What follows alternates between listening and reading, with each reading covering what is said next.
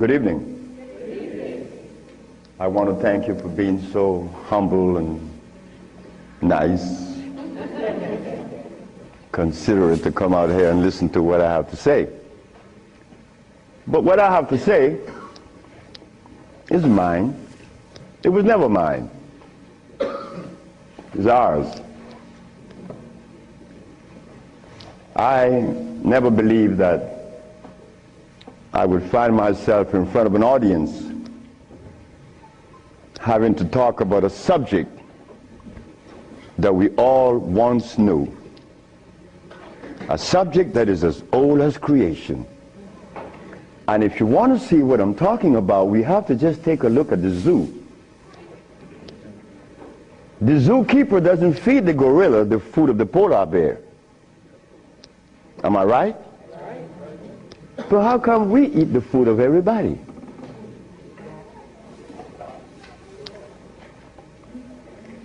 We'll begin this lecture by letting you know, first of all, I'm your brother.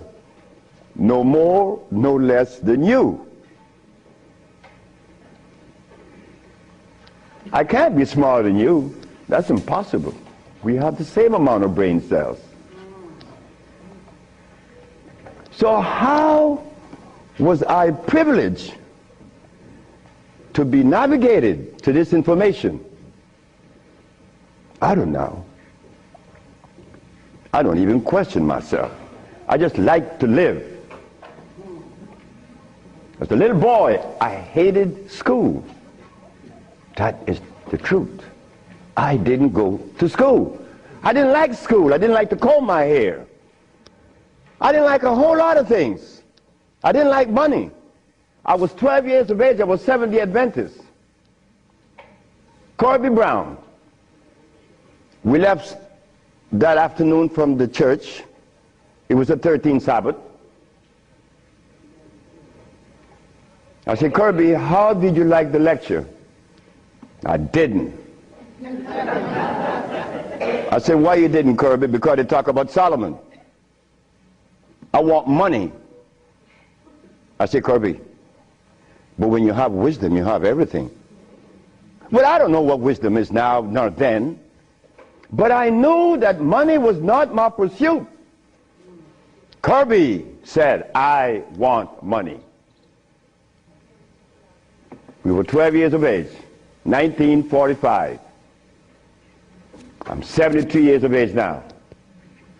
In 1994, a young man by the name of Tom Flowers came to me and said, guess who is coming tomorrow? I said, who? Kirby Brown. I said, well, if I remember correctly, Kirby said when we were 12 that he wanted money. I hope he made millions of dollars. I don't have any millions. I don't even have $1,000. Which I don't. But that's okay. I live. I found that avenue, or it was shown to me how to live. Not to read books. Because everybody reads books. But yet, society is deteriorating more every day. Everybody reads books. The brother called the other day on the radio and said that he asked about corn, right? Corn? He read books. He said that the text, the Kemetic text showed him that corn is good. Well, he better examine his text, because corn was made by man. But anyway, Kirby said he wanted money. That was a Thursday. Tom Flowers said, Kirby is coming tomorrow. So I said, well, if Kirby didn't make his millions, I'm going to remind him that we are alive. We are alive. Kirby didn't arrive. Kirby would never arrive. They had to take axe to chop the hotel door down. Kirby died of a heart attack. Kirby weighed 390 pounds. Kirby wanted money. He became a cab driver in New York. I didn't want any money. I didn't want it then or now. Because it's not important in your life. It was never important in our lives. The Maya shows that. The Maya built pyramids. The Maya lived for millions of years in the jungles of Central America. No money. The Africans? How long did we live in Africa without money? Since creation. Now they tell us we need money to fight AIDS. Brothers and sisters, we are at a deficit, a tremendous deficit, a deficit that if we do not pay attention, I'm glad I did. I'm glad I did, because I remain that obedient boy that just lost his mama 4 days ago.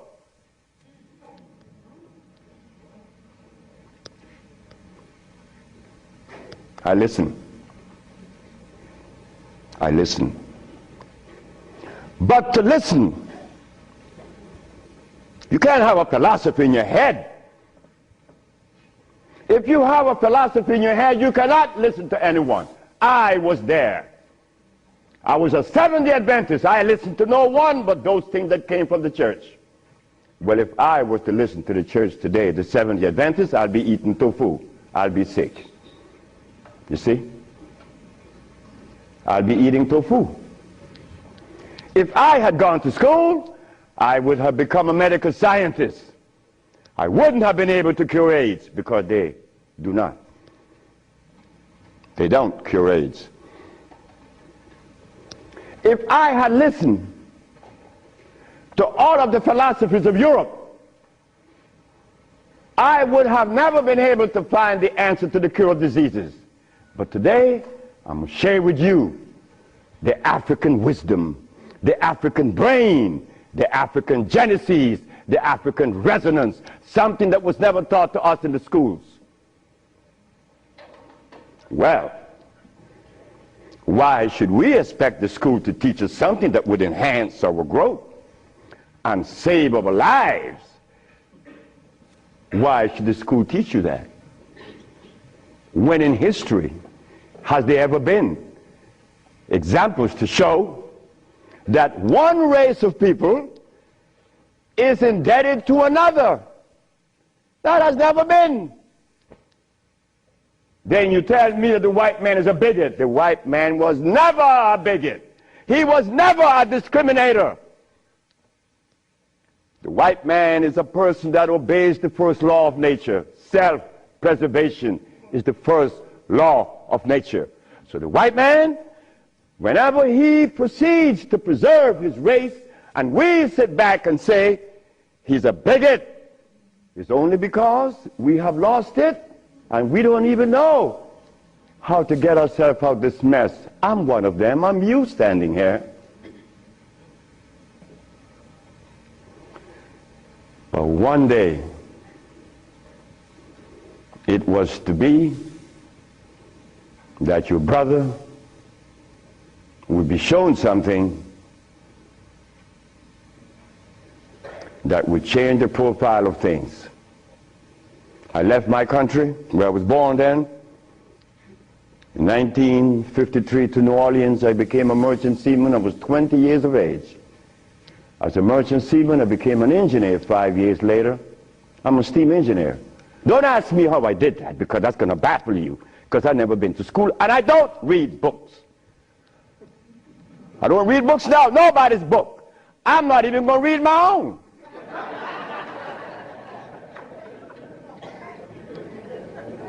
Because all the book readers come to me asking me, how did you cure AIDS? But that's like asking the gorilla, hey man, how come you keep yourself healthy without a hospital? How come you don't have any medicines? We'll begin. I became a merchant seaman right quick to take you through my life. Left Honduras without going to school, became a merchant seaman, became an engineer, worked for the County of Los Angeles as an engineer. While as an engineer, the County of Los Angeles something is to happen. Something is to change my life completely. First, it was a Mexican. The Mexican said to me, "You're dying." I said, "I know." "How do you know?" "Because I fell out going to the bathroom a Sunday afternoon, and I didn't reach the bathroom. I got up off the floor. Something must have happened between there and the bathroom." But I had gone to the neurologist, the endocrinologist, the jail practitioner in Russia, in England, in Germany, in France, United States. And they were people that knows what it is about. They had the great big books on medical science. But my asthma and my diabetes, my impotence was kicking. What happened to the books? They read books. All the physicians that treated this boy read books of all kinds. Nothing happened. I goes to Mexico, and the Mexican have a goat in his house. Every 5 words it was bad, bad. And I'm looking around. The Mexican said, "The goat bothering you?" I said, "No." "You're dying because you are disobedient." Then he brought the Holy Bible. "Honor thy mother and thy father, that thy days may be long upon the land." That's in the Bible, isn't it? But how could we honor our mother and our fathers when we don't even know what they were about? You don't tell that to an elephant, to honor his mother, because when he's born, he follows his mother and watch what his mother eats. Do you and I know what our mothers ate in Africa? We don't know, yet we dialogue. We dialogue on this level of intelligence because I know Plato, I know Aristotle, I know all about Diogenes, but you don't know what your mama ate. So everything that you talk about means absolutely nothing. So you see where they have us at a deficit? That's why we need each other. Now, when I became an engineer, the Mexican said, "Stop eating. Don't eat anything." For how long? 3 months. I said, "Are you crazy?" He said, "No, you nuts." You ask me if I'm crazy. You've been eating garbage for 30 years. You've been eating garbage. And I'm going to remove the garbage for 90 days, and you ask me if I'm crazy. What was I eating? Hog maws, chitlin, neck bones, crackling bread, lawn in New Orleans.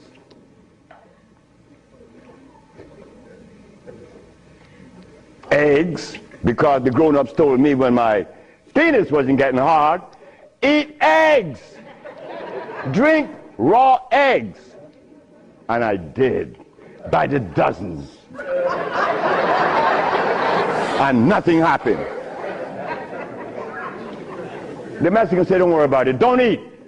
90 days later, I was no longer impotent, no longer diabetic, no longer asthmatic, no longer with glasses on my eyes, and this stomach hair was 42.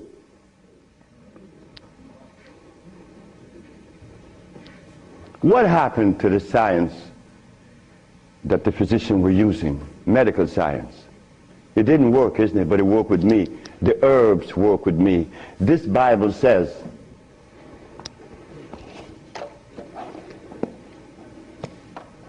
in the book of Revelation, it says 22 verse, and the first chapter, it talks about the herbs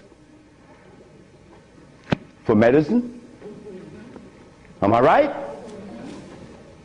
Well, ladies and gentlemen, what could have happened to us that when my brother, who's a preacher for 30 years, was sick, and instead of going to God's medicine, he went to the physician to get a chemical in his arm. My brother died 21 years ago. I'm not a preacher. I would never be a preacher. I told that to my mother. She wanted me to be the preacher. I said, no, no, no, no, no, no. That would be the last thing that I would consider. She said, "Why?" I said, "Because I want to live truth. Even if it kills me, I'm going to live truth." And truth is, the Bible says that the herbs are for the healing of the nations. But the preacher, when he gets sick, he go get a chemical. What is the message he's sending to God? Come on, just be fruitful. Let us be truthful today. If never again in our life, let us be that today. Why do we go to see the doctor to give us a chemical when the Bible says the herbs are for the healing? Why do we go? Well, you're going to soon find out. That's what affected me then and probably affecting me now to a great degree. More than I would ever realize. Because remember, I want to go to the blackboard.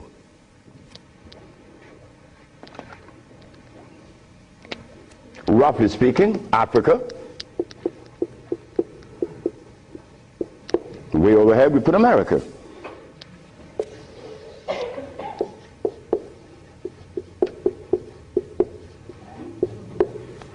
They are 4,500 miles.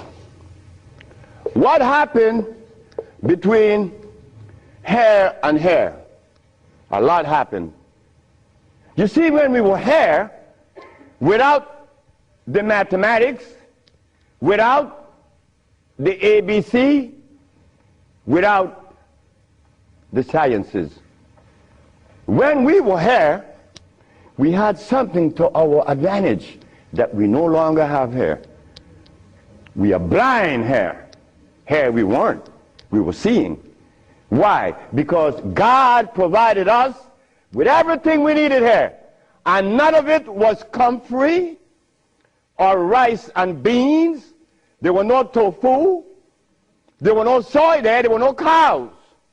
And there were no hogs, no chicken. There were no flour. Those things didn't come from Africa. You see, rice and beans and flour and cheese and meat and the starch that you eat, they all came from right here, from a laboratory.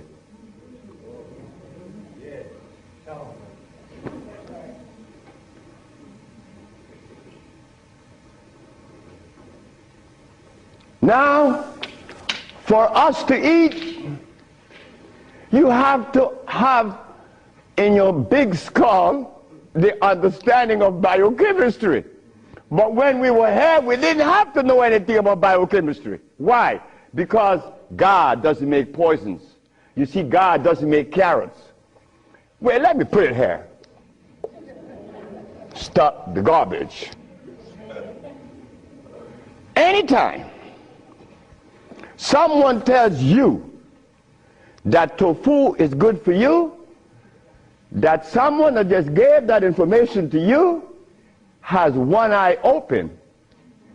But he's confident that when he tells you to eat carrots and you drink it, you have both closed. So a one-eye man is king where everybody's blind. But the one that recommends the tofu is only half seeing. He's blind. He got one eye open only. But he doesn't know it. Example. Before we get into the real lecture, pull this out.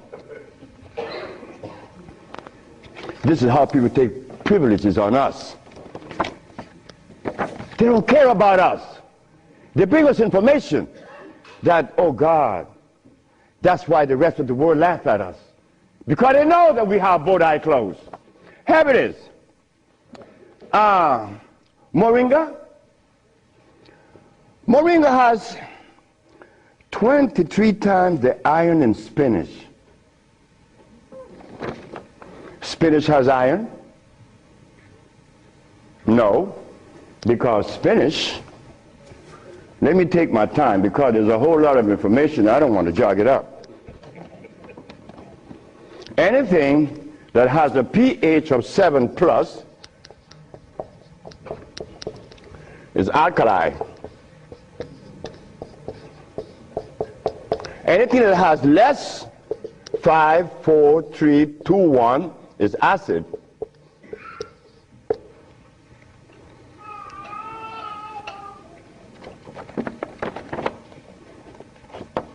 Spinach.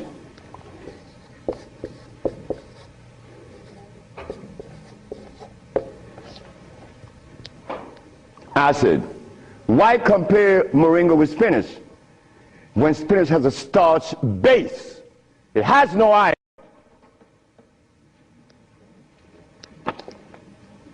7 times the calcium in milk. Milk has calcium. Well, I stopped drinking milk 42 years ago, and I could fall on my knees. You drink milk with moringa, because they said to mix it with milk and some pages hair, you're not going to fall on your knees at 73. You're going to leave your knees down there. 11 times vitamin A that you find in carrots. Carrots has vitamin A. Carrots belongs on the acid side of life.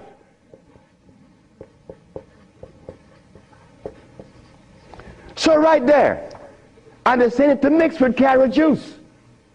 Why would they do that? Then up here, they talk about the Ayurvedic system of medicine recommends moringa. The Ayurvedic is Indian. The Ayurvedic system of medicine recommends cow milk. The Ayurvedic system of medicine has never cured any disease, nor moringa, nor any other system in the world. You know what this is like? When Steven Seagal tells me to come to his house because he had a headache for 5 years. Well, I knew why the headache was in his head. It was removed in less than 10 minutes. He had the bottle and said, "This bottle is powerful." I said, "Yeah, powerful, huh?" He said, "Yeah, the headache is gone." You know, he's the Dalai Lama, right? He wanted me to go to Kathmandu. Kathmandu? I'm going to go to Kathmandu. To do what? Talk to lamas. Lamas for what?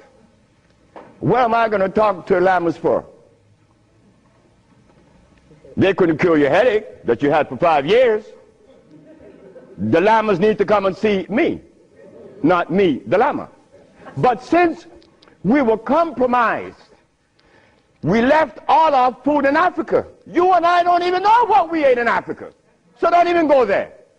But we have the opportunity because one of your brothers happened not to go to school and look outside of the paradigm of school and found something altogether different. And what did I find? That anything that God made is on the alkali side.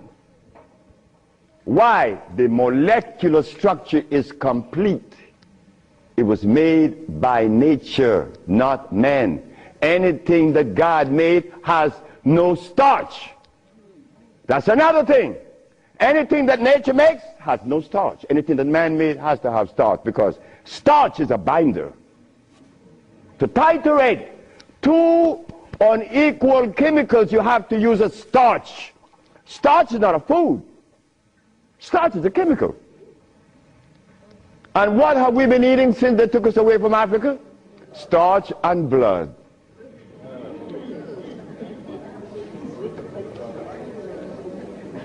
Starch and blood.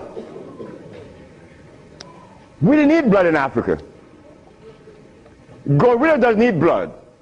He eats leaves and berries. But gorillas are sane. They listen to each other, and they have a society well put together. Well, Sebi, when he became the engineer, and he found out that the pH value of things had a lot to do with healing and the properties that's to be used, I was happy. I used to run home. Guess what I found? I found that the herb that everybody's talking about is acid, and everybody's using it. What herb is that? Comfrey. She said, what? I said, yes, it's on the acid side. And so is rose hips, enchirecia. What about golden seal? That's right, golden seal was made. It's like the stick that you put in your mouth. They call what? What they call it? The chew stick. What they call it? Liquid stick. Everybody have liquid stick in the mouth, right? But liquid stick was made. It has 50 times more sugar than does sugar itself. It has glycerinic acid. You see, we didn't have to study biochemistry in Africa because everything we had there was on the alkali side, so we could eat anything. But when they brought us here,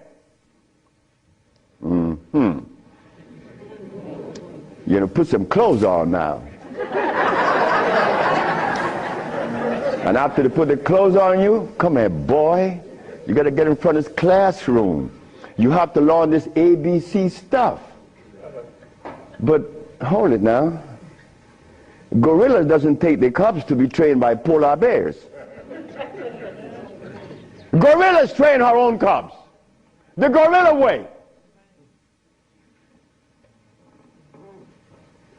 But no. You and I, our parents couldn't do better. They had to take us to the school because they wanted to save us, protect us, because that's mother. Mother doesn't want child to suffer. So mother was shown that if child didn't go to school, they'd be illiterate, and the society is made up where you must go to school if you want to buy a Mercedes. But in our society, school, what you mean by school? We don't have such animal. We build things. And those who've been to school can't even build the pyramids today. Not in Honduras, not to mention the pyramids in Mexico. They're 4 times the size of the pyramids in Egypt. Oh, yes. I know Ben joking and didn't talk about that. But that's okay. Because he need help like I need help. We all need help. So the school that we thought was going to be so equitable, so useful, has become a deterrent. Because those that have been to school doesn't cure anything. How did I learn and I didn't go to school? Easy. We baby-aged kids. We don't die. Right? We do it. I'm not wiser than you. I may be more mischievous than you. I know that because I do some mischievousness that you would not believe. But anyway, as an engineer, I went to work one night and I began to test herbs. And I begin to see that all the herbs that you guys are using are acid, every single last one of them, except for burdock, yellow dock. They're natural herbs. And the other one, which is the red clover, that's a natural herb. They're alkali. They're very good. So I begin by compounding herb from all over the world.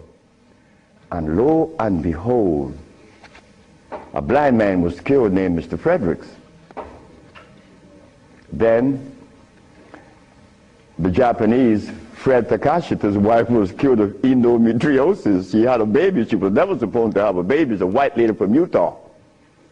My boss brought his daughter and his brother with ulcers. They were cured. The boss came to me one afternoon and said, "So you're going to leave me?" I said, "Yep." He said, "You're going to leave me? On your resume, you said that you didn't go to school. And the only reason why I hired you is that I was curious to find out how could a man have an engineer license, never been to school. I wanted you to fail.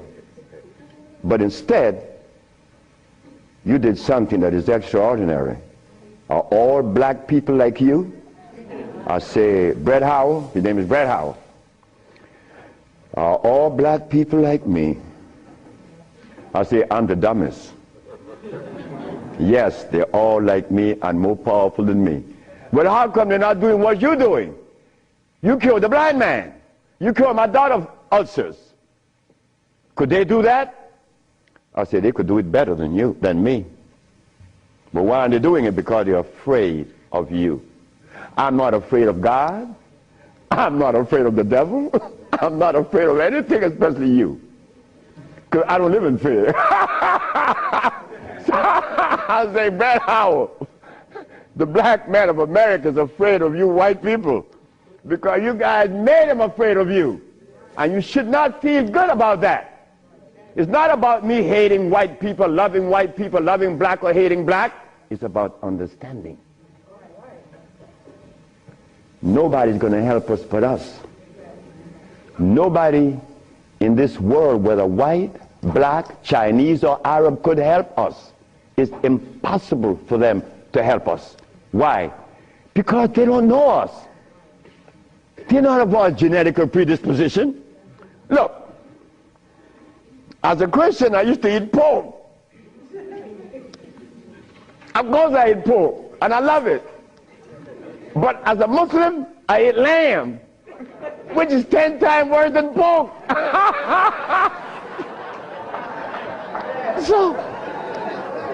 So what do I do? Who do I turn to? So after I quit my job, the boss said, wait just a minute, because I think you're crazy. You're leaving your job as a steam engineer in 1980, when herbs in 1980, I'm making $2,900 a month. I'm going to leave my job with 10 years seniority to come after some herb that you didn't like. Why did I do this? I had to do it. It wasn't that I could see that far. I can't see beyond my nose. Talk about years ahead. But I had to quit my job. And I had to question myself, why am I doing this? But I did.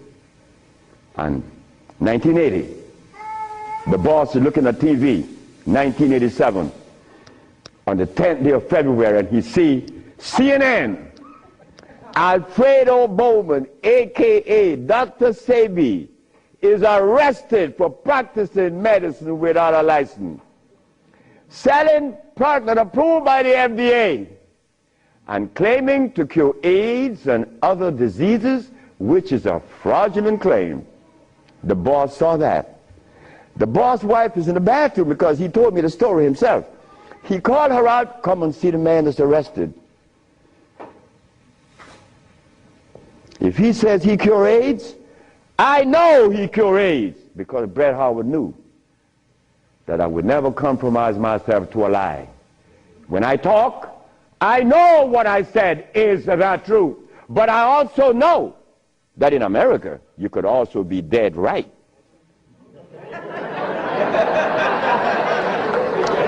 But it doesn't matter. It does not matter.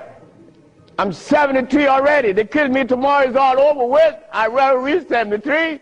My brother, who was a preacher, he only got to 50. But I stuck with you, the black woman. That was my success. You, the black woman. I always kept my eyes on you. Nobody else, not the maid, because I'm one. We don't do nothing.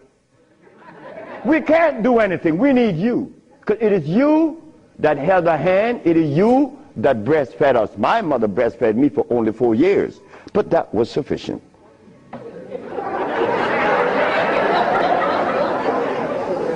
In 1962, two statements was made in a barbershop. 1640 Claiborne Avenue, New Orleans, Louisiana. Timothy Barbershop. Tim Barbershop. Ernest Moriel walked in there when he was a lawyer. And every time Ernest came in the barbershop, we used to jump on Moriel. I mean, we used to kick him around the place. Moriel said, you see you niggas? One day, I'm going to become mayor. And I'm going to remember you, Alfredo. That's me. The big mouth. I'm going to have you in jail. Ernest became the mayor of New Orleans. I was in Los Angeles, and the most hurting thing in my life was when I heard that Moriel had passed with asthma, a disease that I used to suffer with, that I was cured of in Mexico, and that I have addressed so many times. Moriel died. Ernest Moriel. Then another statement was made by me in that same barbershop. I said that I would give the black woman a gift. Brother said, Logan said, Sapphire? I said, yes, Sapphire, your mama. I said, she was the first, you came out of her. She held your hand. She teach you everything about the basic things of life, and then she cut you loose. Now she worth nothing. She's Sapphire. I'm going to give her a gift. 1962, that statement was made. But 1962, I was sick. I had asthma, I had diabetes, I was impotent, I had everything under the sun. But in 1964, I was cured, and years went by. Then I found out this is the gift to the black woman. The healing that I found is in your hands now, black woman. Yes, it's in your hands. So in 1987, I was arrested. And while I was in jail, I was the happiest man in the world. Because when I was 40 years of age, I was going to work, and I passed by Miss Louise Wright's house on my right, and I made a statement: I'm going to help humanity. And here it is. 1987 is the showdown. I was arrested. All of the people in New York that were healers, I don't need to call their name. They said, yeah. They got the big mouth. They were angry at me because I put an ad in the Village Voice and the Amsterdam News and the New York Post. AIDS has been cured by the USHA Research Institute. And we specialize in cures for leukemia, sickle cell, impotence, blindness, cancer, and others. Well, after all, I did it. Shouldn't I advertise it?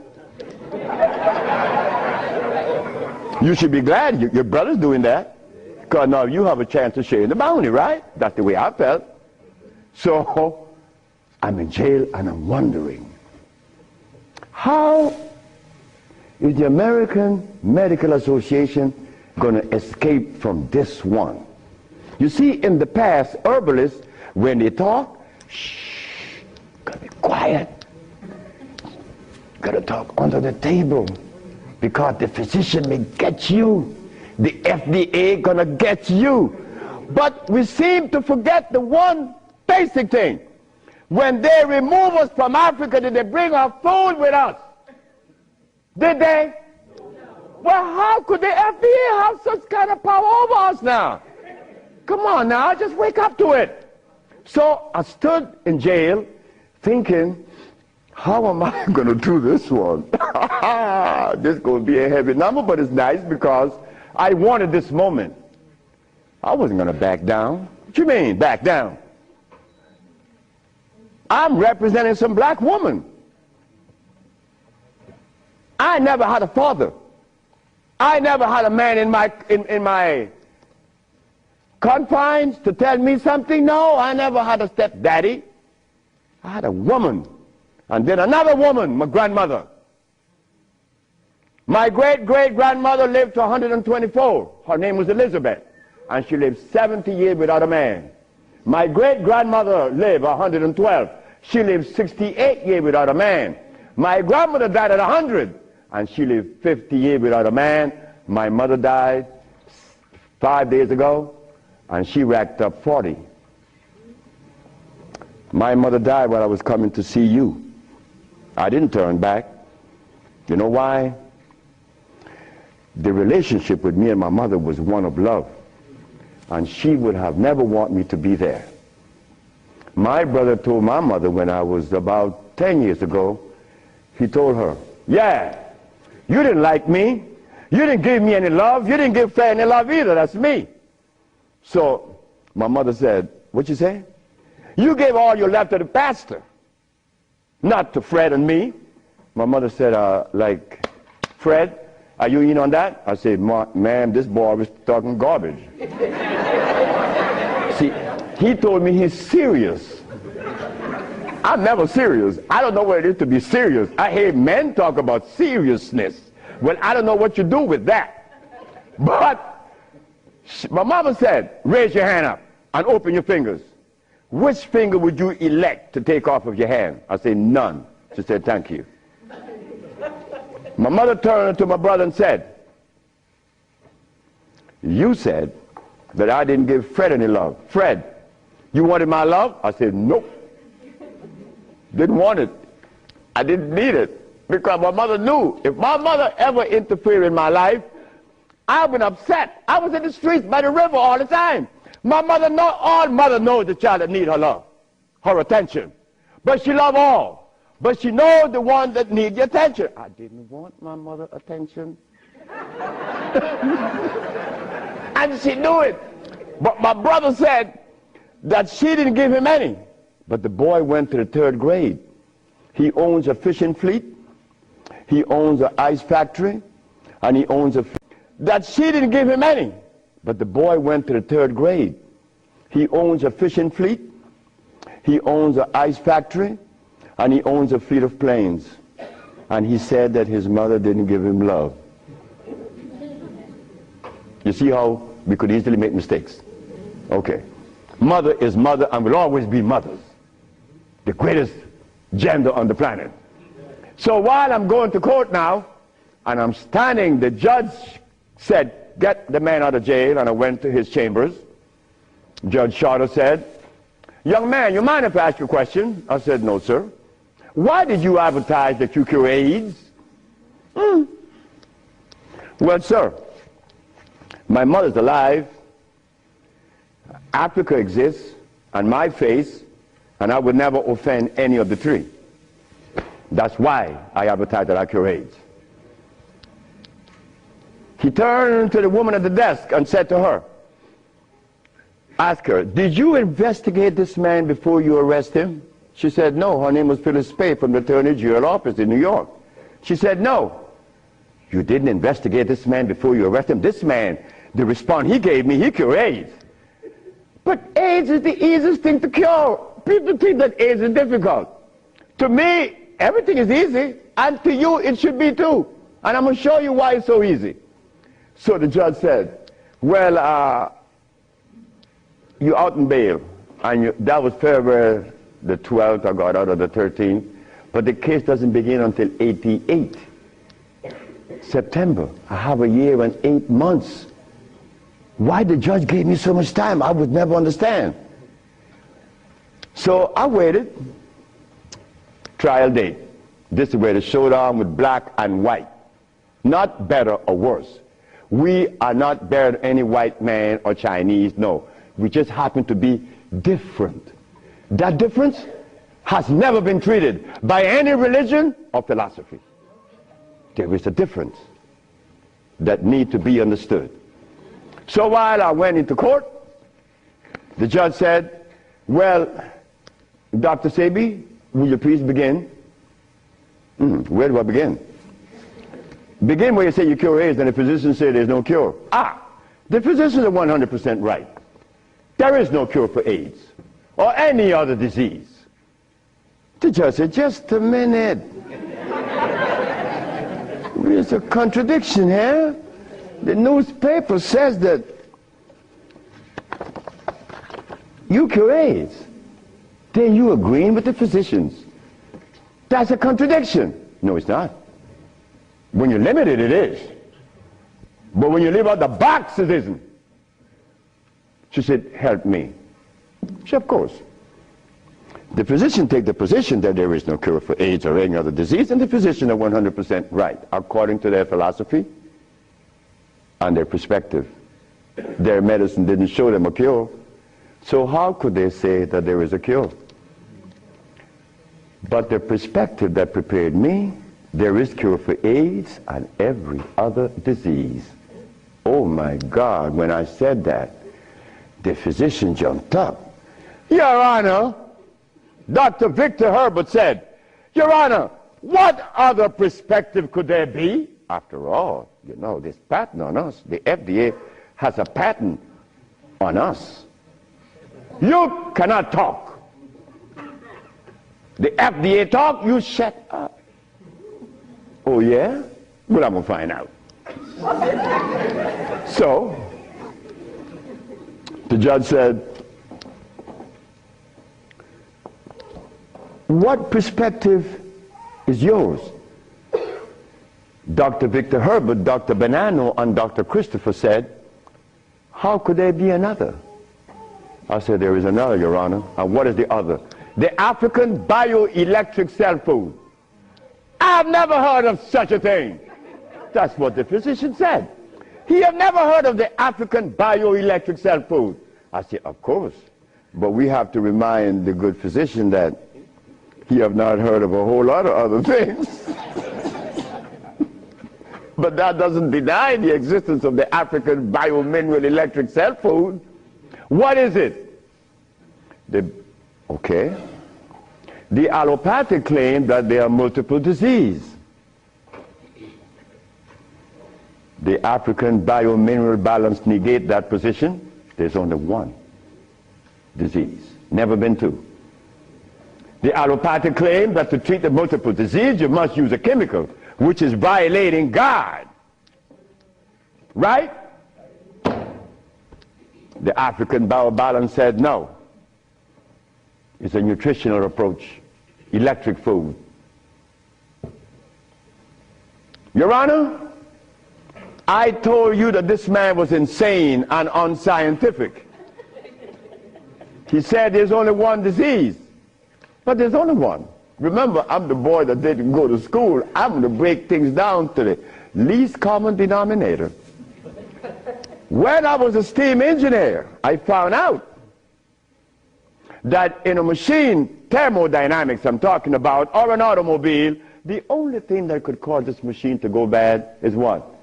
Short circuit, obstruction, overheating. The same thing with the human body. So what did I do? I put compounds together that would cleanse the human body of what? Of mucus.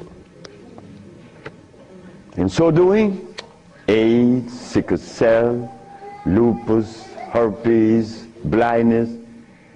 But it sounds too simple, right? Well, that's not my fault. They have complex things, and then they deal with the complexity. And boy, that's a job. But with us, on our journey from Africa to America, it was easy because the slave master had a ship and brought us over. But getting back to Africa, we get confounded. We can't go back now. We don't know how to go back. We better not even go back. Because when I tried to go back, this is what I did. My first trip with a passport was to Kenya. So I went to Kenya and they said, where your passport? I said, I have no passport. I said, I was taken away 500 years ago. I'm back.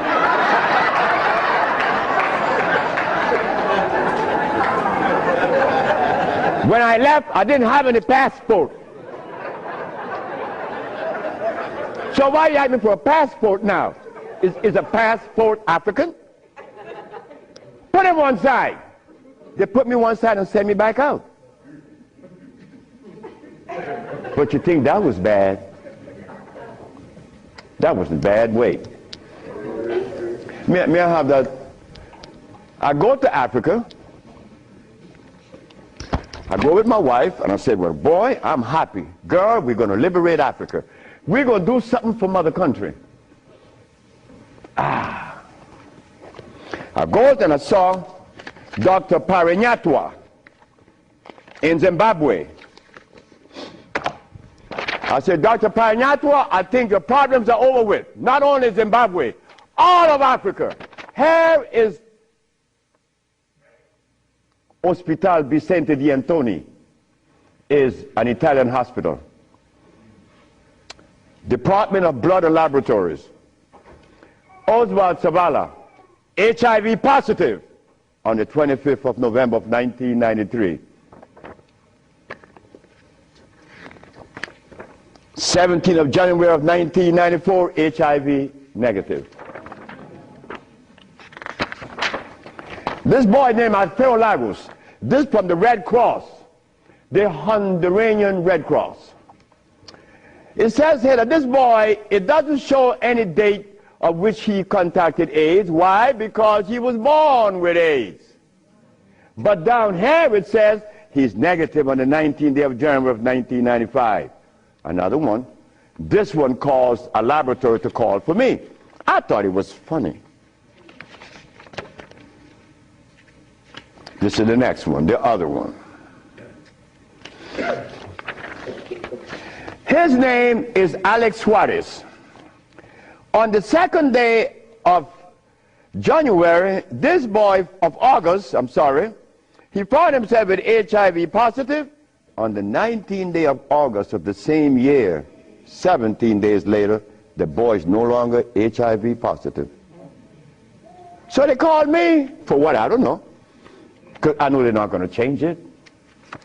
Now, this one you're going to like. This one is from the San Diego Public Health Laboratories. It says here that this man has a HIV-1 RNA 26,205. The boy was supposed to be dead at 25, right? Just go to the other page. 6 months later, he's less than 400. He was killed at 15. So anybody want to read it? Because I could be lying, because that's the way we think. But here it is. No, that's possible. I could be lying. Here, young lady. So, curing AIDS, brother and sister, look, that's the easiest thing for niggas to do. We could do more than that. Curing AIDS, to them is big thing. To us, it's nothing. You understand? But now, here is where this little culprit comes in. Where did I put it? The blood, no, no good. Here it is.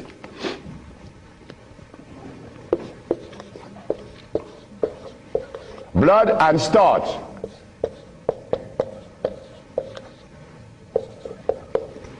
Blood and starch. Blood and starch is going to prevent you from doing what the ants does for each other. Ants, when it's getting ready to rain, you know what they do? All the black ants, they begin to do what? Cut the leaves and take them to their little nests. Ants doesn't eat leaves. They eat the mycelia that grows on the leaves with the temperature. They are farmers, but they provide when it rains. Red ants does the same. But we black people, we can't do that. Because when your brother showed the world that he cured AIDS, why didn't the African countries jump on it? All the African people eat is blood and starch, nothing else. But that is the Africa that you and I dream about. The Africa that we want to save. The Africa that we all love. I found out that there isn't a president in Africa that is interested in the cure for AIDS. Not one. No, I'm sorry. Only one. I'm not going to name the country because I may jeopardize the country. Because the one thing I learned, that when you begin to talk favorable about a country or individual, they're going to soon get him. That is a fact. So I cannot talk about the country that said to Dr. Sebi, Dr. Sebi, whenever you want to return to Africa and begin this new empire, you have 5,000 acres of land and 6 hot springs. I don't need anything else. Hot springs? 5 hot springs with 5,000 acres of land? We could grow food. We could make the best dress. I said, sir, I am not going to come to your country unless I'm able to grow marijuana. He said, marijuana? He said, wait just a minute.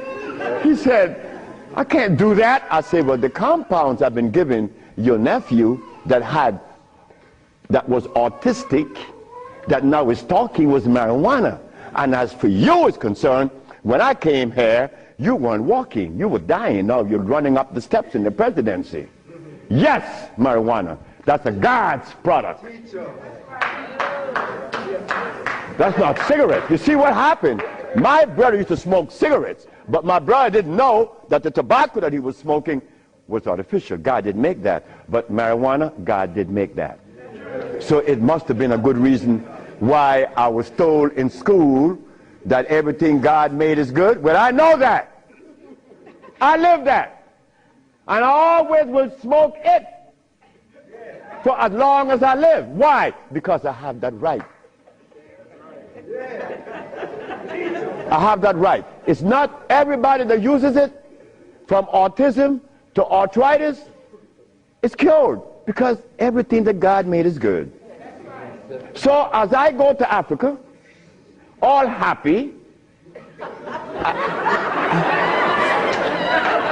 I came back with my tail between my legs, because it ain't happening. It ain't gonna happen. They're not interested in that. But the one thing I noticed today and yesterday, and you may have heard it, President Clinton and Sanjay Gupta, they found the end of AIDS. How could they find the end of AIDS when they have not found the end of diabetes, the end for sickle cell, the end for any disease? But they're going to tell us that they're going to bypass these lesser diseases and jump on the major one, and they got the cure for it.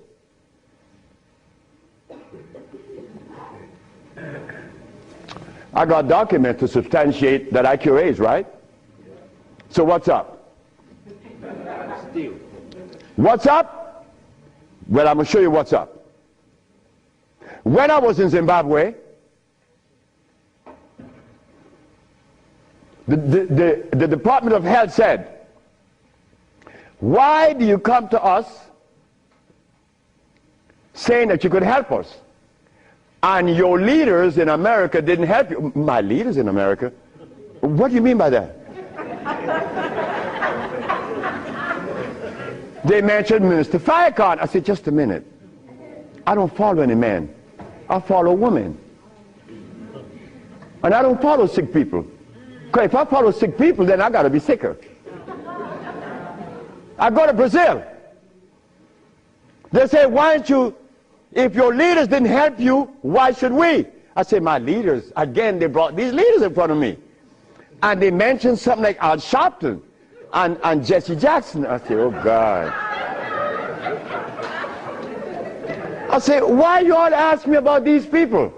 I never knew of Jesse Jackson or Al Sharpton or Oprah Winfrey promoting something that is equitable and good for the black community. That's never been. What they could do is march. That I know. But why do you ask me about it? I'm asking you, why can't you incorporate this in your repertoire? You said me, I have no leaders. My leader's my mama. The biggest testicles that anybody I've ever seen, they was on my mama. So don't ask me about leaders. I don't follow leaders. I never was part of that thinking. I don't need anyone to lead me someplace. So now I'm asking you, what do we do now? I cure AIDS. Are you going to call Oprah? You don't need to. She could advertise 1 million pieces, broken pieces, right? But that's fine. But she cannot advertise the cure for humanity. But there's one little dude that got himself in trouble. And he was totally unaware of what was going to happen. This little dude, I'm home with my wife, enjoying myself, a Sunday afternoon, looking at TV, somebody threw a rock on my window. It's Randy Jackson. What did you want? My brother want to see you. Your brother? Michael? Okay. I went. Well, he's sick as hell. Well, I treated him, and he got cured. He saw it, and he was encouraged to take me to the Rayburn building on Capitol Hill. Oh my God. This is going to really confound you.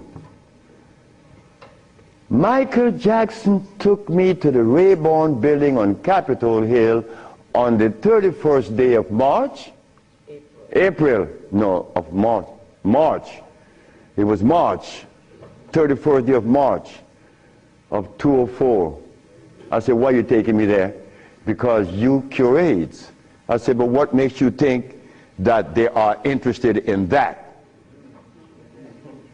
What makes you think that the world is interested? I don't care if it's any country in the world, they are not interested. Especially Africa. They were never interested.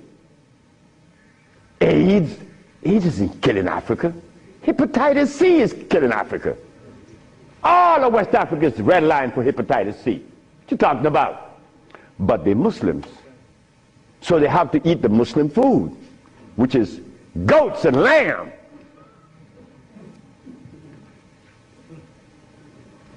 Go tell them that the Arabs pay food, which is goats and lamb.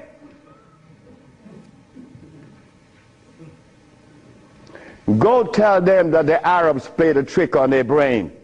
You cannot do that. Me, I remain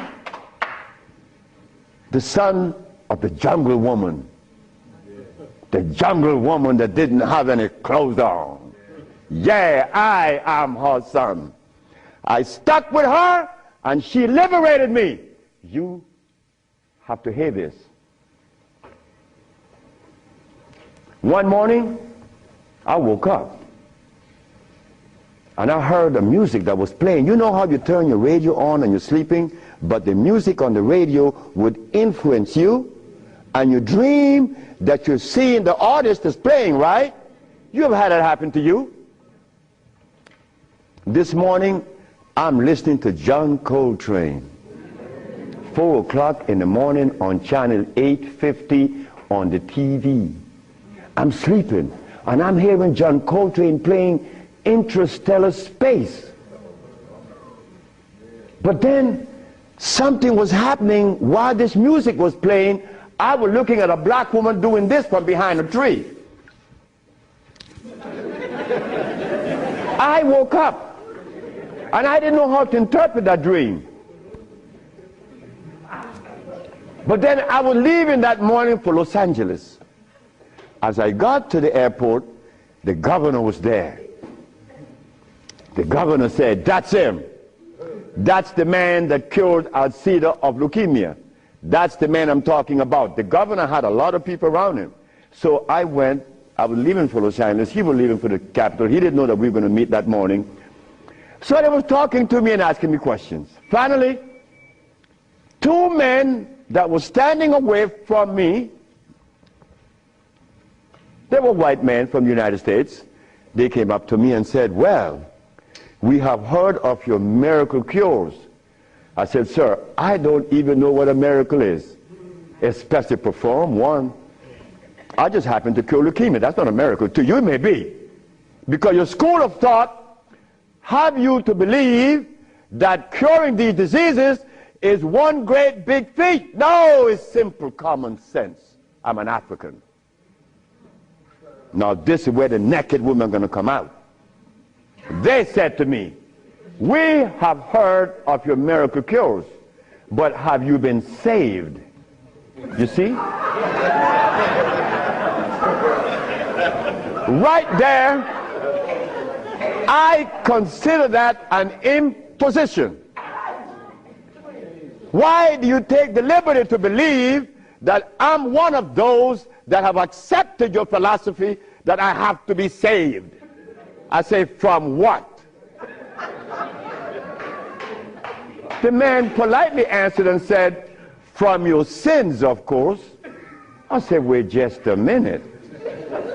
I said, "You know, man, while you guys were standing over there, I said," and I looked at you both, and I said, "Two very intelligent young men. But now I have to question that." He said, "Why?"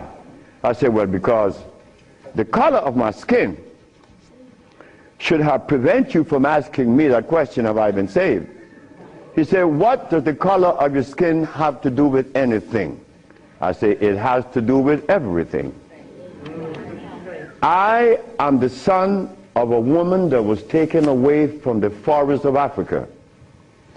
To begin with, she didn't have any clothes on. But she didn't have any alcohol. And she didn't have any prostitution. And she didn't have any supermarkets. And she didn't have a hospital. And she didn't need anything that God didn't make. And she didn't have any money. So all these things constitute sin. So my mother in the jungles was sinless. How did I become sinful?" You cut it out. You stop that. We have to begin to change our diet, because this diet here of blood and starch is all we eat. That is all we eat. And then with this diet of blood and starch, which confounds the hormonal structure, we have the nerve to tell each other, brother, you were wrong. I'm wrong? I mean, where did you get that from, I'm wrong? You've been eating blood and starch, and you're going to tell me I'm wrong. No. We got to stop it. Because the blood and starch is why I couldn't penetrate Africa. So, you forgot, right? I'm in the Rayborn building. Who is present? Sheila Jackson Lee from Texas, right? John Conyers, Illinois. Or Detroit? Jesse Jackson Jr. from the House of Appropriation. Our most beloved President Bush. No, we have to give him credit. And no African government ever given me the privilege to practice herbology. Bush did. Bush appropriated $5 billion to fight AIDS in Africa, right? And the African government didn't appropriate one dime. They didn't want their brother to do it for free. So Bush stands out way above there. Bush gave $5 billion, and Jesse Jackson Jr. is there. So when I go to the podium and I say, fellas, y'all don't have to look for the cure of AIDS anymore. Here it is. Jesse Jackson Jr. did this.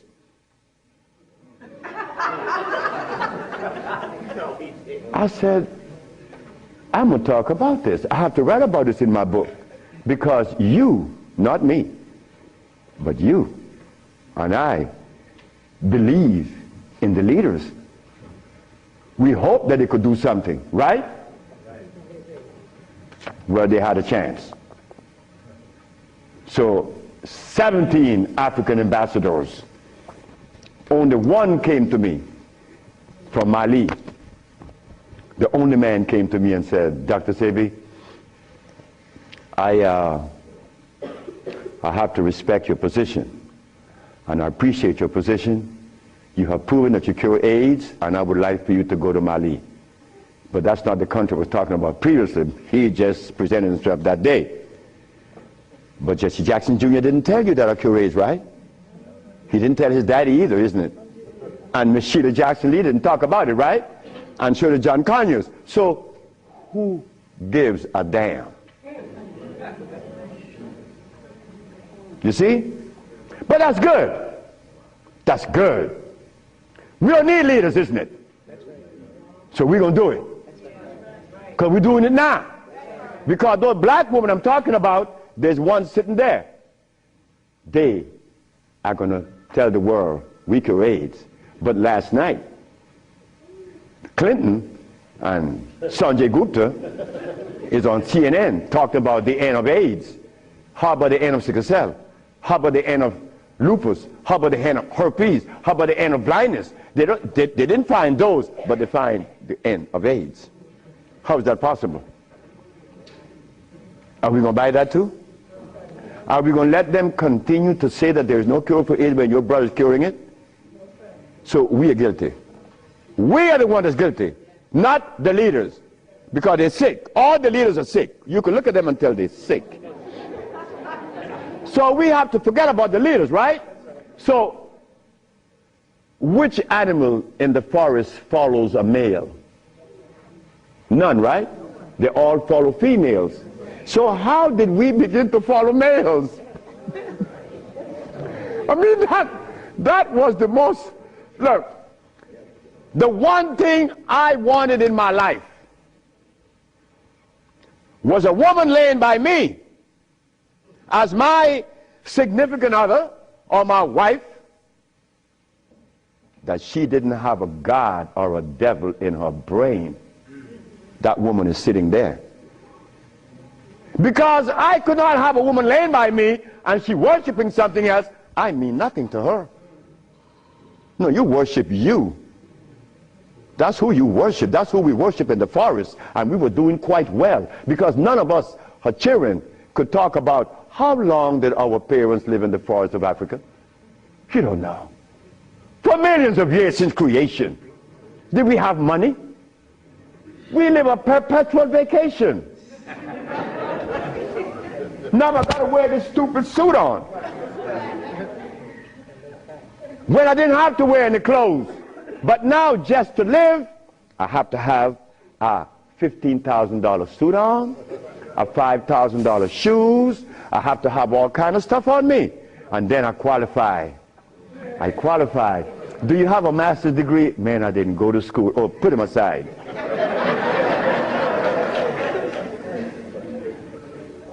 So in essence, there's no one on this planet that is interested in the cure for any disease. None of the leaders, none of those who are talking, they are not interested. It was simple.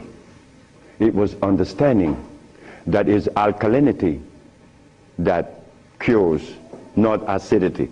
And any healer that comes to you with these things, like adding carrots, like moringa, it says here, one of the things that I are careful with, it says here, if you add carrot juice with it, it's going to help you. But just a minute, carrot was made by some dude in Holland. It's very acid. So this moringa knows that you have both eyes closed, so I could sell you anything. We don't want that anymore. We don't want to tell stories anymore. We don't want to protect the stories anymore. But you see what happened? When you have been healing or call yourself a healer for 20 or 30 years using comfrey and rose hips and recommending tofu, and someone comes on the set and says that you may not be quite right, man, you get off there. You begin to get crazy. You begin to go crazy in that person because you have invested 30 years and people know you, and now you can't turn back and say, I was wrong. Well, I was wrong. And it was one little lady, 94 years of age, named Mrs. Holloman. I was along with the rest of the healers. I was reading these books by Jethro Kloss, Alma Hutchins, Indian Herbology of North America, Myers, Christopher, also this other named Shooks. And they all have calcium in it, so I had to believe that, right? And I went to Mrs. Holloman. I said, Mrs. Holloman, you got to drink carrot juice. She said, sit down, boy. I think you're crazy. I think you're out of your mind. I'm 94 years of age. I don't wear glasses. I don't need you to come and tell me to drink carrot juice because I know that carrot is a poison.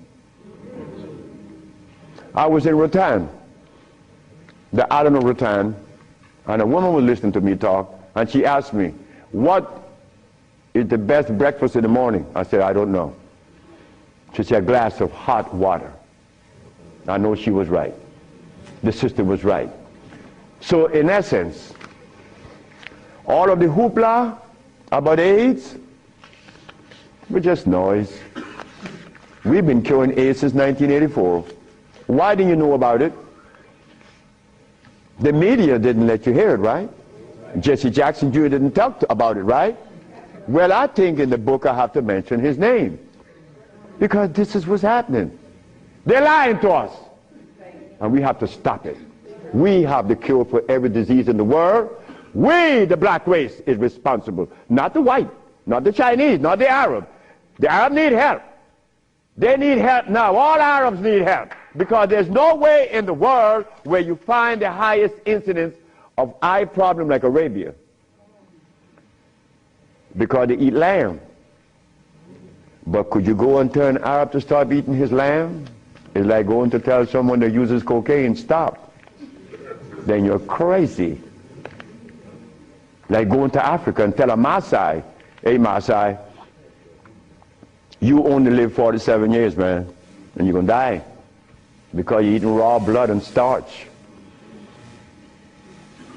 He's going to chop your head off. And he should. Then we go to Guinea, and my wife came to me running. She said, the young man in there with his wife, he's 19. And she's complaining he's impotent. At 19, she said, yes. My wife came with it. What happened? We asked the boy, what does he eat? He eats cassava. Cassava?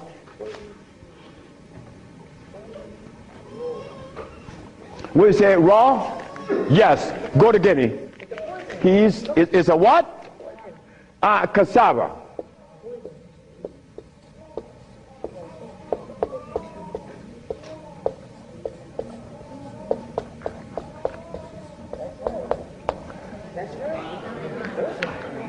I want you to go to any African country and tell them, no, just ask them, please, why do you eat cassava? Oh, this is African.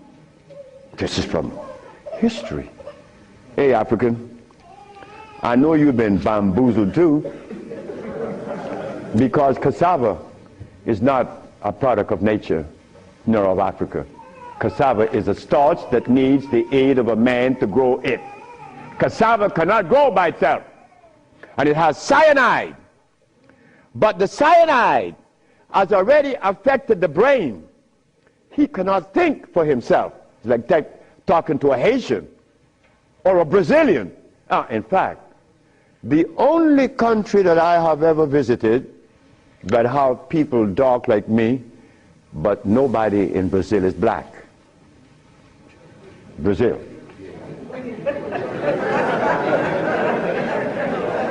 If you go and research the census of Brazil, you will never find a black person in Brazil. Everybody is white. That is how much they have offended us, that we hate the very image that God made. Something is wrong. Something got to be wrong. Me,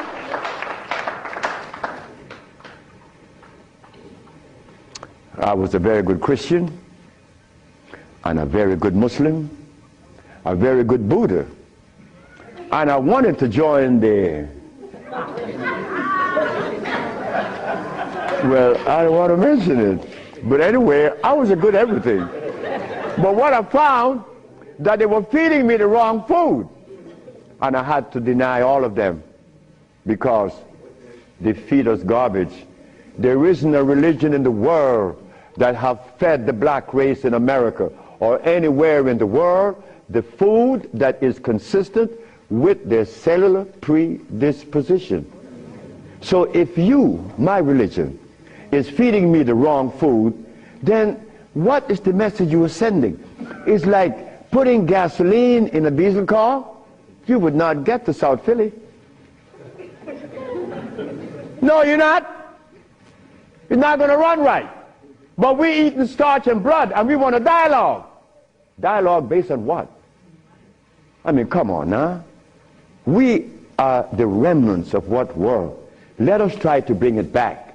We can't challenge each other's. The only thing we have to offer each other's now is love. But to get to that point, a sister told me the other day, because I made a statement in the church, a brave woman stood up and asked me, Dr. Sebi, what have you learned from the entity that you are forwarding to us now? What have you learned from it? I learned to kiss everybody's butt.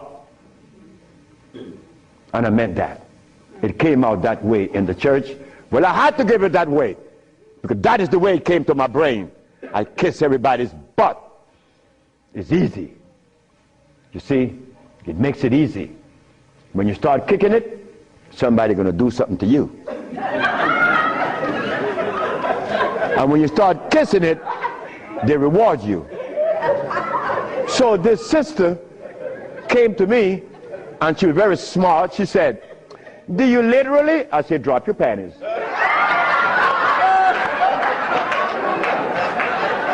Well, I came out of a woman's vagina, I could kiss her rear end.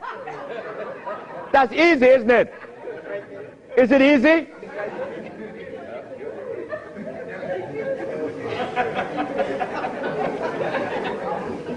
See, I have no what you all call shame. I don't know what that is. I'm not serious, I'm not ashamed, I'm not a man, I'm a male. Beyond. See, I have no what you all call shame. I don't know what that is. I'm not serious, I'm not ashamed, I'm not a man, I'm a male. Beyond that, I don't know. You guys are men, I'm a male, I stay there. It's easy. So brothers and sisters, look, the deal is this. We have the cure for AIDS. Now you're going to get a chance to ask questions.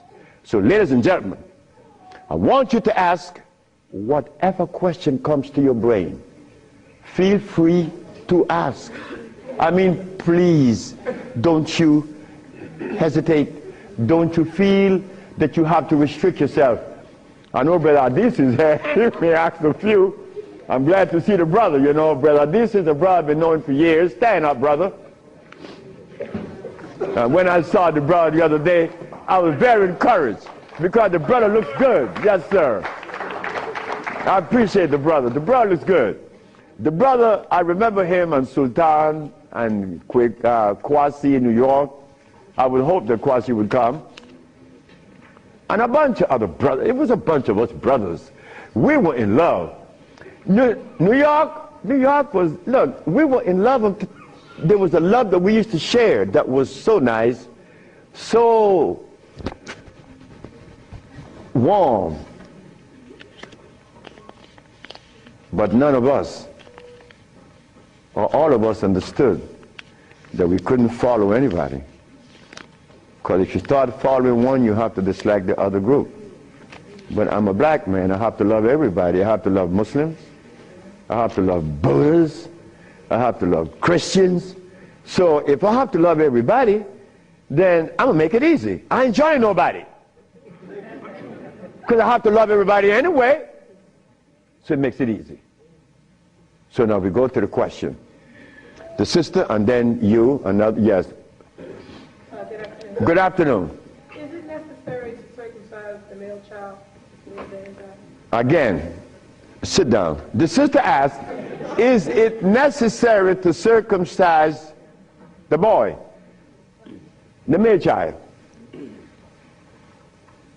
Well, who started that? European. Who? My last little girl was born. I said, you're not, I told her mother, if this child is born and I'm not here, you will not cut the navel string. Okay? You understand? Listen to me now, Fanny. You will not cut this baby navel string. Okay. And I'm going to tell you how to do it. When the baby is born, you put the baby on your chest and let the baby suck your breast. The placenta is going to come right out. You put the placenta in a bowl and put some flowers on it. Keep the navel string attached to the baby until the placenta. 4 days later, it falls off the baby. You throw away everything. No cutting, no stress. No, it isn't necessary to circumcise, because I was never circumcised. It was you. Next. I was intrigued by you before and was very successful with it. But I'm a backslider and I want to know, what is the cure for AIDS so I can get back on track? She said that I treated her before and that she was cured, but something happened. I don't know. She wanted to get back on track.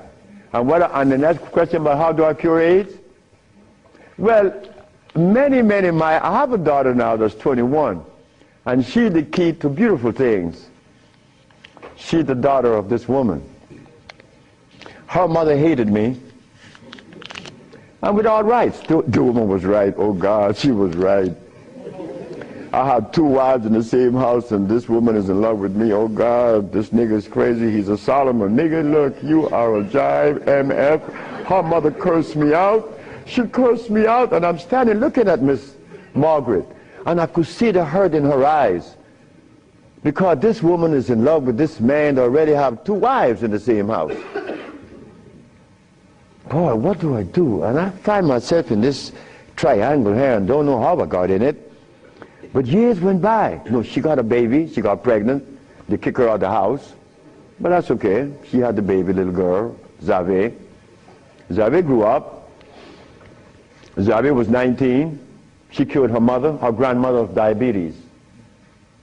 The little girl that this woman didn't want to come into the world grew up to cure her of diabetes.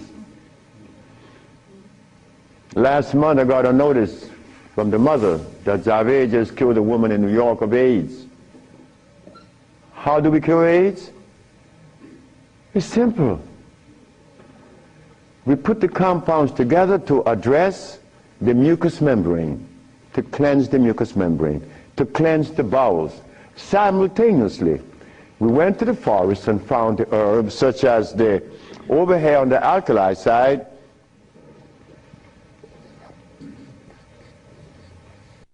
sarsaparilla is an herb that has the highest concentrate of iron. Fluorine, iron.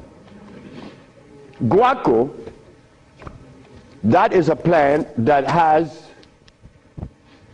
I thought I had a stick with me because I'm always chewing on it. This is guaco. Guaco is a plant that would definitely strengthen the immune system because it is iron again. But it has potassium iodide, no, potassium phosphate, not iodide. Iodide comes from the ocean. Kankansa, that's an African plant. Kankansa is an African plant.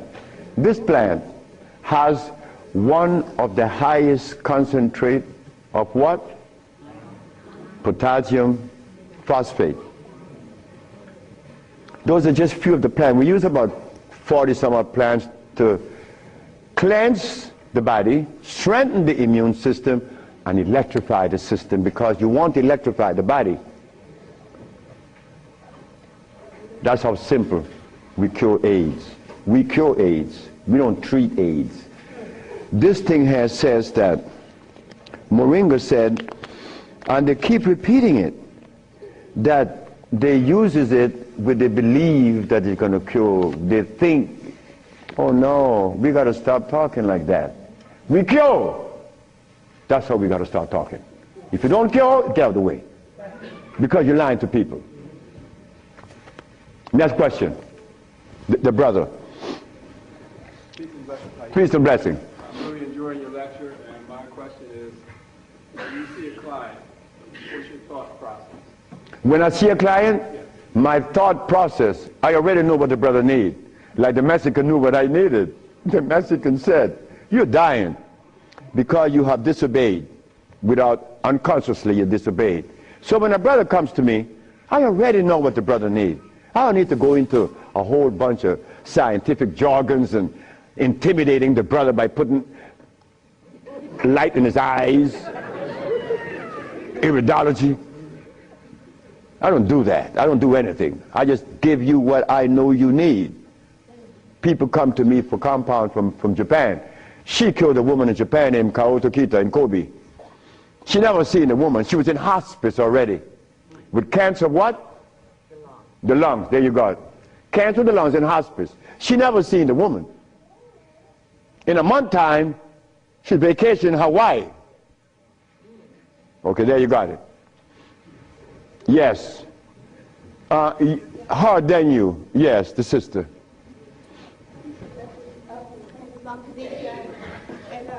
I have a sister who she was diagnosed with Alzheimer's, and she's been in my care for 2 years. I do have her on a fresh food diet, all organic foods, all raw foods, and I'm seeing a big improvement. But I feel as though she needs some other things. And what else can I do to help her? Alzheimer's. She has Alzheimer's, yes, sir. Okay, Alzheimer's. That's a brain problem, right? Remember what I said? There's only one disease? Okay. When you have mucus in the nasal passage, it is sinusitis. When you have mucus in the bronchial tubes, it's bronchitis. When you have mucus in the lungs, it's pneumonia. But now you have mucus where? For you to have Alzheimer's, where is the mucus? So we have to remove the mucus from out of the system, especially the brain, but then we have to feed the brain. That's where biochemistry comes into play. the brain. Like if the sister was suffering with rickets, that's bones, right? So we have to address calcium. If she had leukemia, it would be blood, that's iron. But now she has Alzheimer's. She has mucus in the brain, which prevents the brain from receiving what? Oxygen. Now, what is the brain composed of? Copper and carbon. That is what produces electricity. Copper and carbon. It's simple. Copper and carbon produces electricity. You go to an electrical plant, and all you're going to see is a big wheel turning, and it's copper. But against the wheel are these carbon brushes, and the friction of the carbon and the copper produces the resonance they call electricity. Electricity is not fire, it is vibration. But when you short circuit it, it's become fire. So yes, we do have, but she must go to Honduras. What is her age approximately? What? Oh, she's young. She's young. She's very young. She could go to Honduras, and it would be fast. Why Honduras? Like sister went to Honduras with her husband, Linda, Richie, and her husband. She will see the improvement in days. Like the woman went down with a goiter. Like the brother went down there with his stiff leg, and in 3 days he was running up the hill. And he could not believe it. Like, this is where a name comes to mind. And I want you all to remember this, because this is a woman that we all love and we all respect. A brother was taken to Honduras, to the village.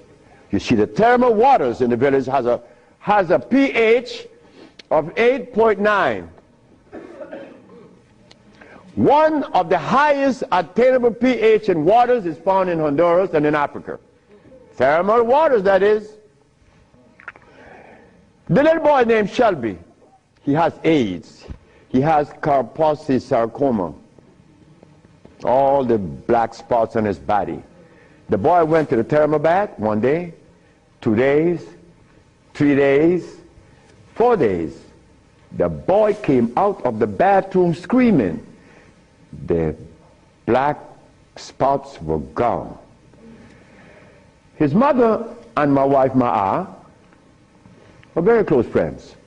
Ma'a told Malakia, take Shelby to Honduras. On the 4th day, he's doing good. How long is Shelby going to stay there? 1 month. I said, 1 month, he's cured. On the 4th day, the sore disappeared, right? On the 10th day, he tell his mama, I want my passport. She said, for what? I want to go back to Los Angeles. Dr. Sebi says that you have to stay here a month. He said, bitch, did you hear me? That is what we, mothers and fathers, get from our children today because of those hamburgers. It wasn't Shelby's fault. It wasn't that child's fault. That child went back to Los Angeles and began to use crack and died about 2 months later. But Malakia is telling the sister that you all know very well about the incident. Present was Oprah Winfrey, and she said, she was telling the story to her aunt, which is Maya Angelou. Well, I'm nobody. I'm nobody anywhere in the world. I just happen to cure AIDS, but that means absolutely nothing. My son told me I messed up. I should have been a boxer in cracking people's jaws. I get millions of dollars. But the crack jaw come to you and they pay you pennies. So you are nobody, daddy. In this world of today, curing AIDS or any disease means absolutely nothing. I am not a famous person. I'm insignificant. So Miss Oprah Winfrey said, well, if he's that good, how come I haven't heard of him? Well,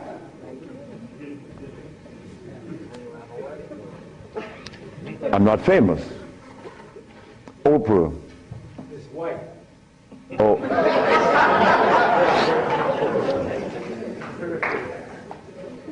My book would be out in July. I know she's not going to advertise it, although she suffered embarrassment with 1 million broken pieces. But that's okay. We have to remember the blood and starch. So when you go home, you remember the blood and starch, because that prevents you from liking you, from loving yourself. Because I was there. I was there. Did I want to blow my brains out once? Yes, I did. Well, why was that? I was stressed. I was eating blood and starch. But when the Mexican came and said I was wrong, I listened. And here I am, 42 years later.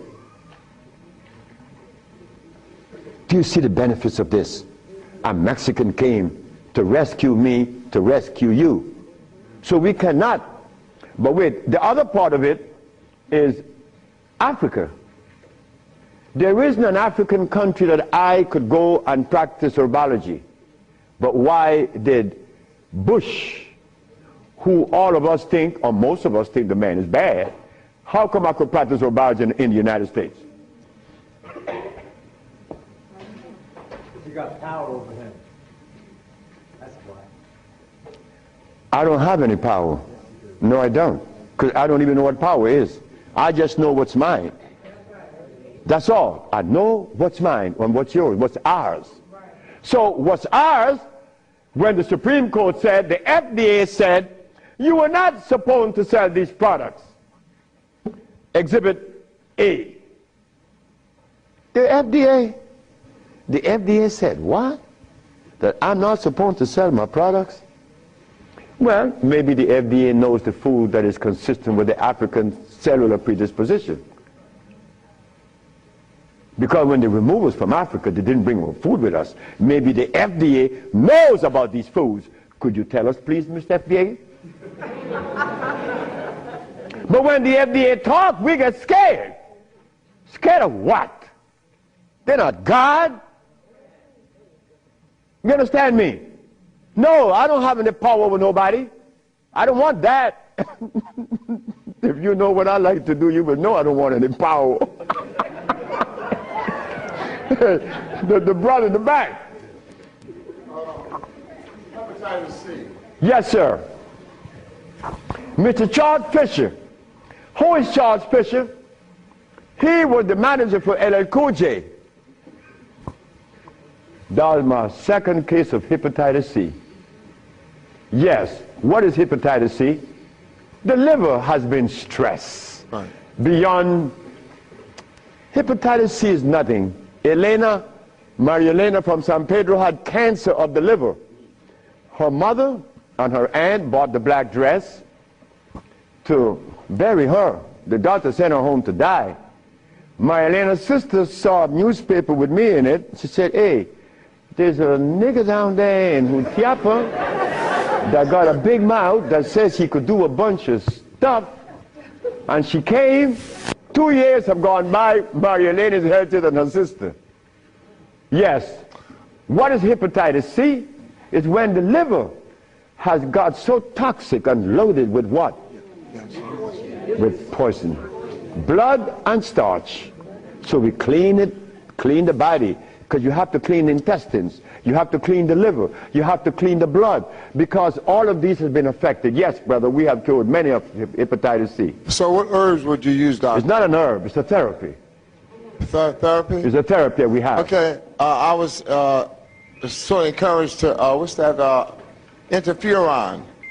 Interferon? Yeah, I was encouraged to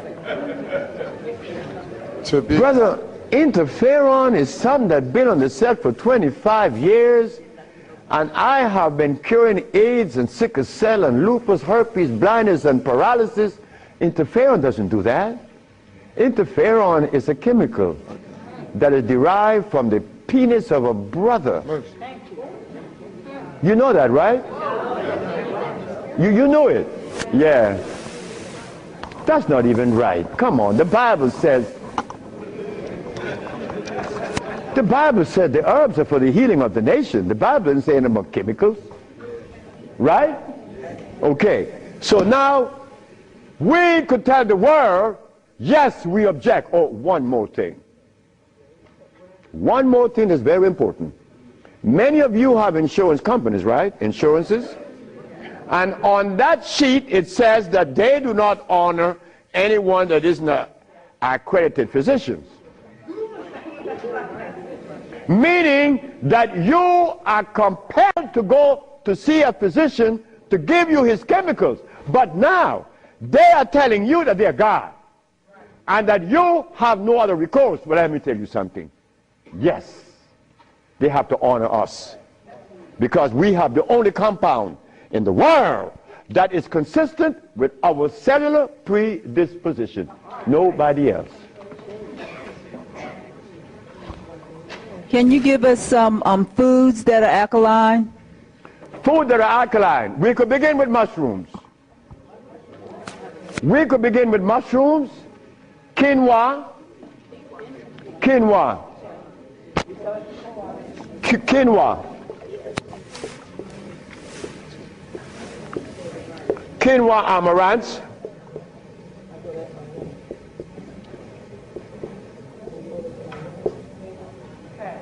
mushrooms,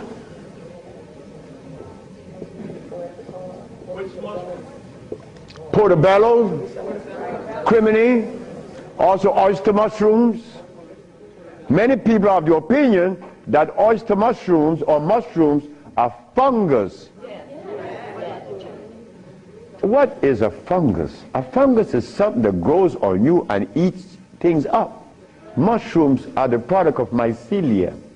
This is a network that nourishes. I have cured many diseases, psychological problems, with the Stropharia cubensis. So let me tell you something. Mushrooms are very good. They're high in potassium. Yes. And then the next, wait.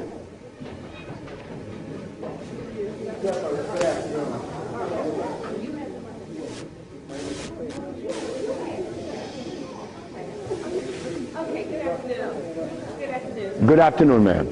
I know The blood and the starches, two of the things you said that we should get rid of. I'm working really hard. I've gotten rid of the blood. I'm having a hard time with the starch. I just needed an idea of some things too. To substitute. Yeah, substitute. Well, and one more question, water.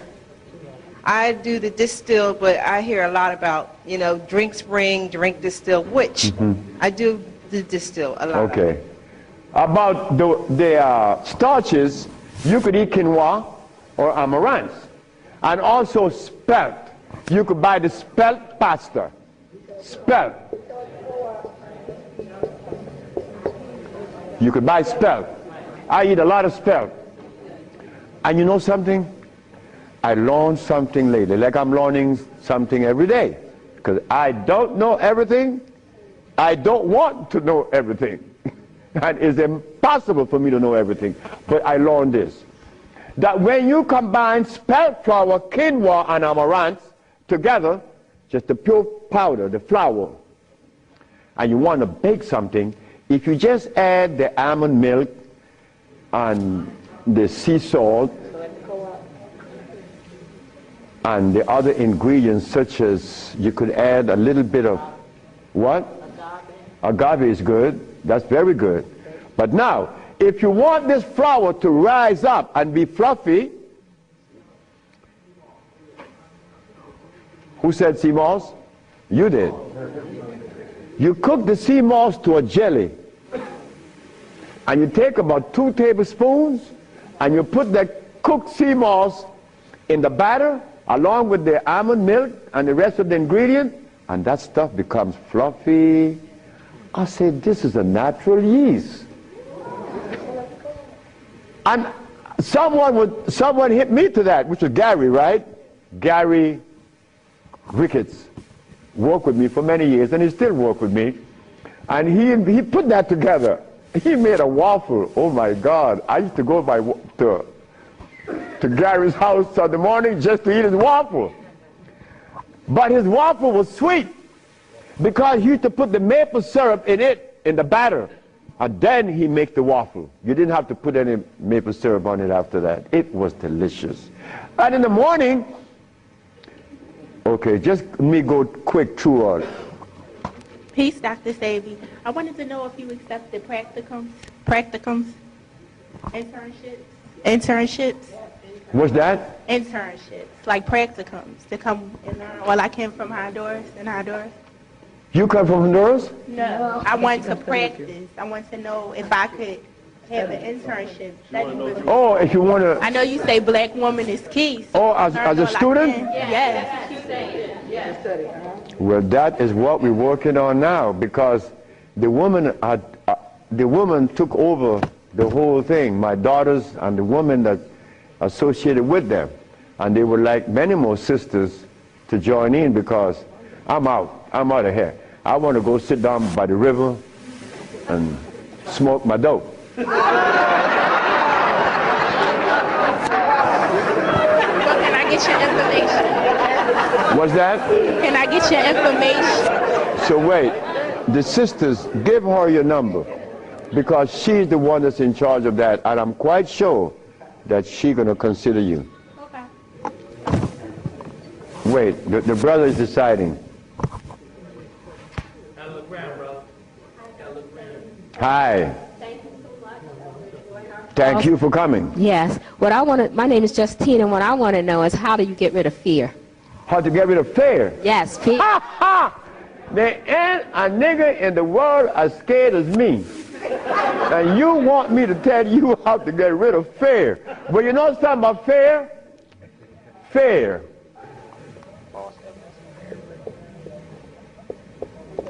Fear is a natural occurrence. You don't get rid of fear. You understand fear. You don't get rid of it, because fear is necessary. But you don't let fear control you, right? Because it would paralyze you. Fear would prevent you from opening the door where there's a great, big, beautiful tomorrow. Fear, you see, when I was insane, to a greater extent than I am now, I was placed in a psychiatric ward in New Jersey. And they were right. But what they didn't know,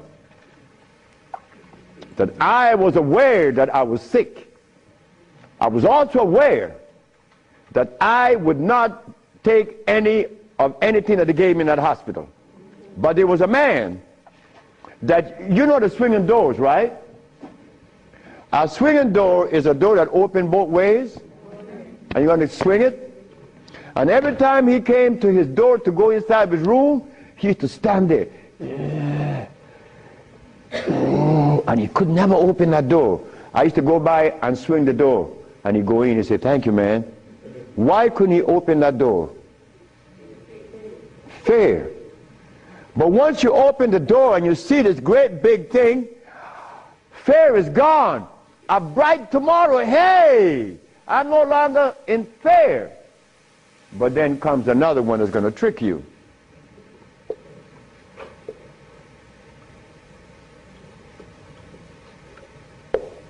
What that surety? Is E? All right. Surety. Surety make you do this.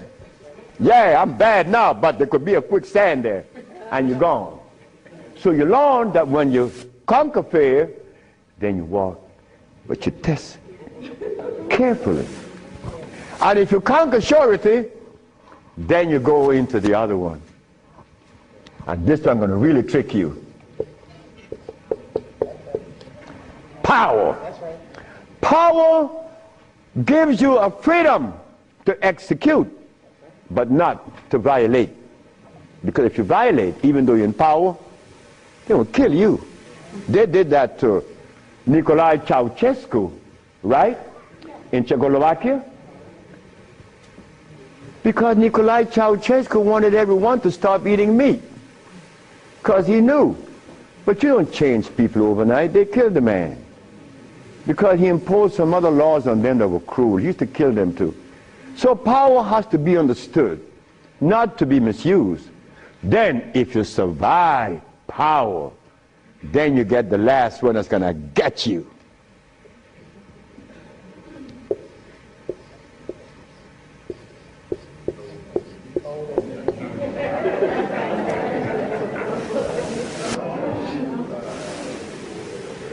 So you see, it's all about peace. I'm happy that I'm 73 years of age and that I'm happy, but I have to thank the Mexican. But when I go around my brother 73, are you all right? I say, Marcel, that's the only one alive now. My age. I say, you asking me if I'm all right? No, man, I'm not all right. He's coughing. He got these back pains and stuff. And I say, you could do better than that, because you're only 72. I'm a year older than him. But he can't see beyond where he's at. And I shouldn't expect for him to make such a leap, because I didn't do it that way either. Because even after the Mexican had stopped me from eating the stuff, I went back cheating with some chicken. And one day I went by Brother Bill Stenner's, the Golden Bird. You all know the Golden Bird in LA, right?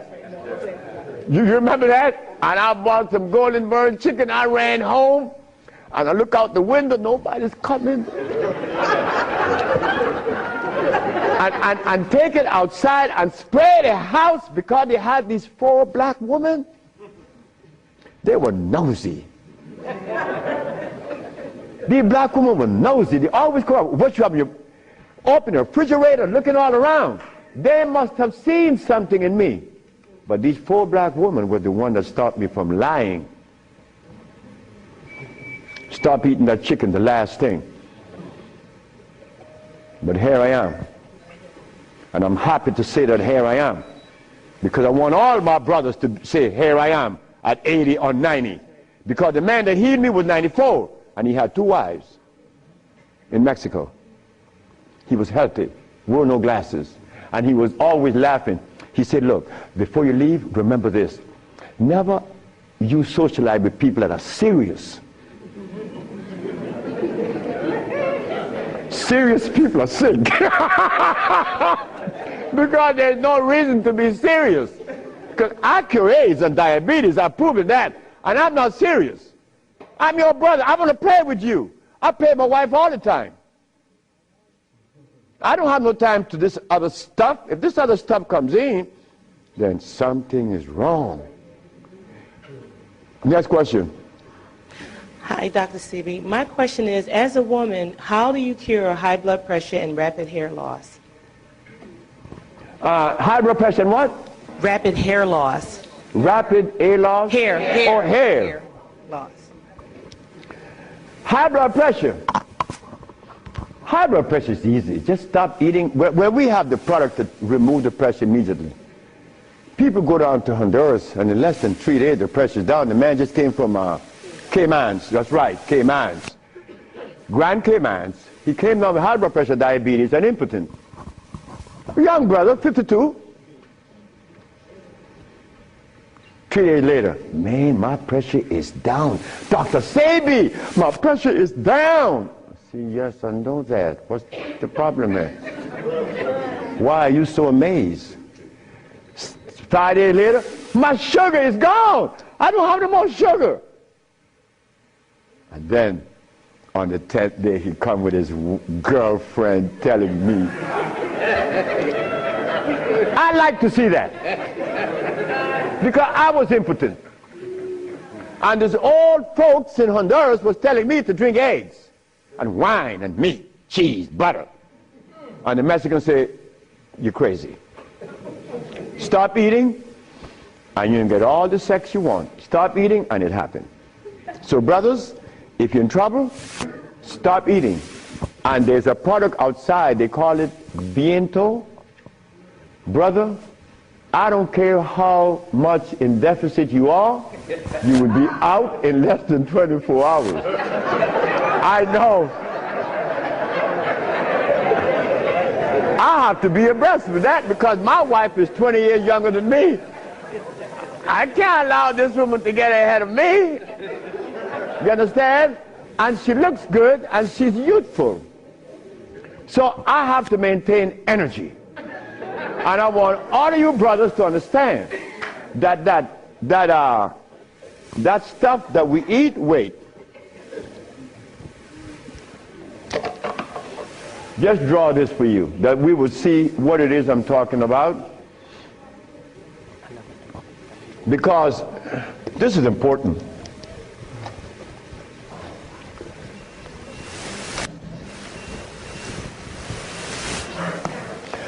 I recorded a man from the age of 15. I saw his life because I was a curious boy. Remember, I'm the boy that didn't go to school. So I was looking at things that the schoolboy wasn't looking at or seeing. This man named Brindley, he was in his 20s. I was 21, he was 25, 4 years older than me. And he was the dude, a woman's man. But when I was in my 40s and I went back to Honduras, Brindley was 46, I was 41. And Brindley was like, yeah, man. Yeah. Yeah. His wife gone. She's a seamstress. She's gone a long time. But when he was young, he had every woman in the world. I said, Brindley, what happened?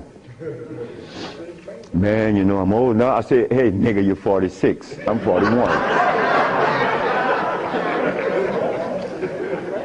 There again, what is old? What is old? Old is when you get to my age. 73, nigga, you old. Sure, I'm old. If I had a big belly on me and I wore these glasses and I was hooked up to a machine, and no woman wants an old sick man beside her. So brothers, look, stop eating blood. Because when you get to my age, you want to be healthy. You want to be playing with her, right? Sure you do. Why not? She's your companion. You want to play and laugh with this woman. Brindley couldn't. Why? You see, this stuff right here.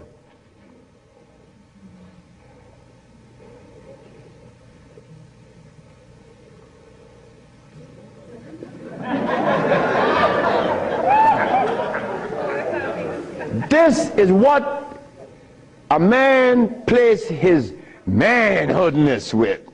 His penis. Yeah, I'm a man.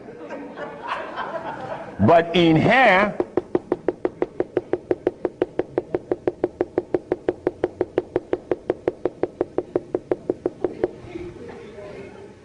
to keep this penis erected, these little orifices, they call veins and the rest, has to be opened for the blood to flow, or else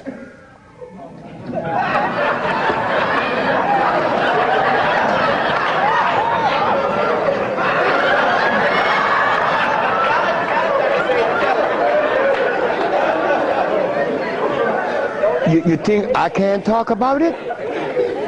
I was 30 years of age. That was happening to me.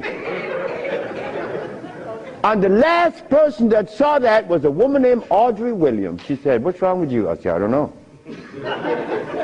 She said, you're sick, you better see a doctor because you're too young. You're 30 years of age. And I did. And it happened. But I had to stop eating. On the 1st, 2nd, 3rd, 4th, 5th, 6th, 7th day, I was happy.